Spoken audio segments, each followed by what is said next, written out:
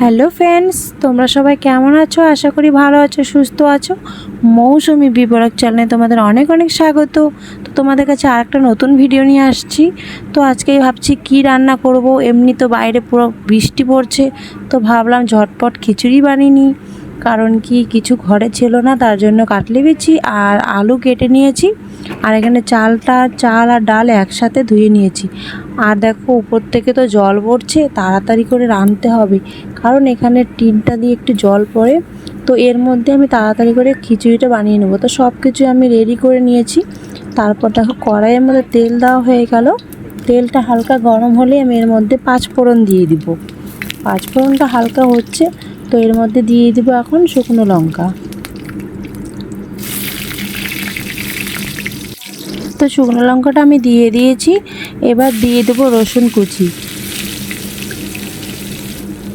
এইভাবে কে কে খিচুড়ি বানিয়ে খেয়েছো অবশ্যই কমেন্টে জানাবি। তো লঙ্কা আর পেঁয়াজ কুচি দিয়েছি, এর মধ্যে ভাজা করে নেব হালকা করে।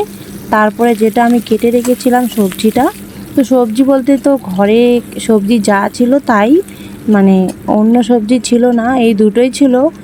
তো এই দুটো দিয়েই আমি করব, আলু আর হলো কাটলি বিচি দিয়েই করব। তো দেখি ট্রাই করে কীরকম লাগে। রান্না করতে থাকি, তোমরা ভিডিওটা দেখতে থাকো। আর ভালো লাগলে অবশ্যই একটা কমেন্ট করে দিবে।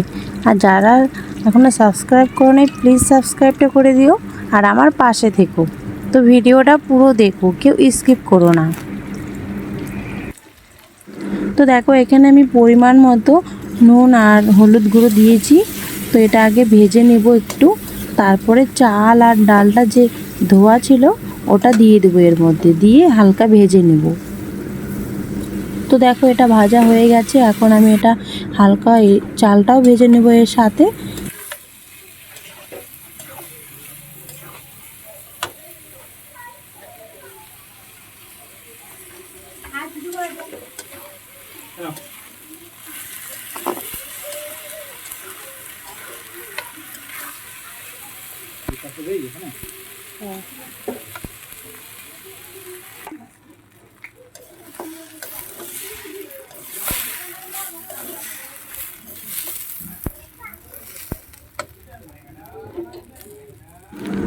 ভাজা হয়ে গেছে আমার। এর মধ্যে আমি এখন জল দিয়ে দিলাম পরিমাণ মতো, যাতে এটা সেদ্ধ হয়ে যায়।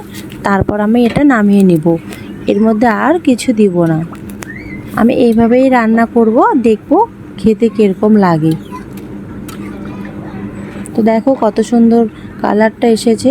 তোমাদেরকে যদি ভালো লাগে কমেন্টে অবশ্যই জানাবে ঠিক কীরকম হয়েছে।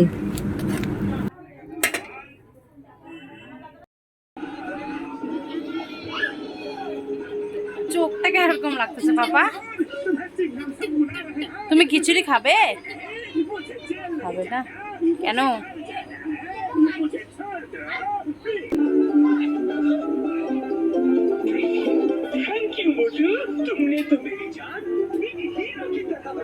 এদিকে দেখতে দেখতে খিচুড়িটা হয়ে গেল। তো দেখো খিচুড়িটা কত সুন্দর কালার এসেছে। তো এখন আমি নামিয়ে নেব এটা।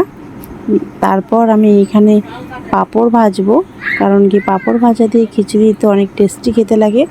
আর কিছু বানাতে চেয়েছিলাম কিন্তু হলো না। তো আমি দেখো ছোট কড়াইয়ের মধ্যে পাঁপড় ভাজবো। তেল গরম হয়ে গেছে, এখন এর পাঁপড়টা দিয়ে দিয়েছি। তো পাঁপড়টা ভেজে তারপর সবাইকে খেতে দেব, আর দেখবো কীরকম হয়েছে।